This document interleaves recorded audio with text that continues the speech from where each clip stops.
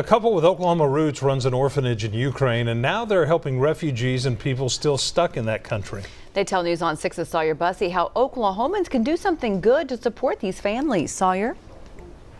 Well, Pam and Jim King operate House of Joy in Ukraine, which is an orphanage created to love on kids.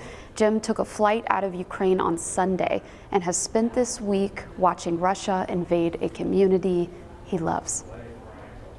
These children are orphans, living with the staff at House of Joy in Ukraine, sleeping in a bomb shelter as war rages nearby. And I know the first night of this, the kids slept in it. This is not a childhood anyone wants, but it's the reality of keeping these kids safe. And just try to do anything to keep from alarming them. After years of ministry work in the country, Ukrainian officials asked Jim and Pam King to start an orphanage. House of Joy was built with donations. The mission there is to love on kids, to give them a childhood they didn't have before.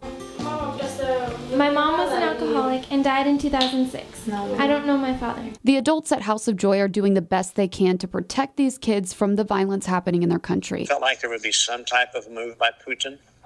I did not think there would be a full-scale thing like we have seen. I don't think you could have found 10 people in Kiev that would have thought that. Jim says the kids are well taken care of, so now their focus is on humanitarian aid for others. Jim and his team are creating a network of churches and organizations around Ukraine who are helping to support the people living there and those who are able to flee. My wife has made this statement before. She said, America is stamped on our passport, and Ukraine is stamped on our heart. Here is a list of organizations supporting Ukrainian people through the war, including Jim and Pam's ministry. Sawyer Buccy, Oklahoma's Own, News on 6.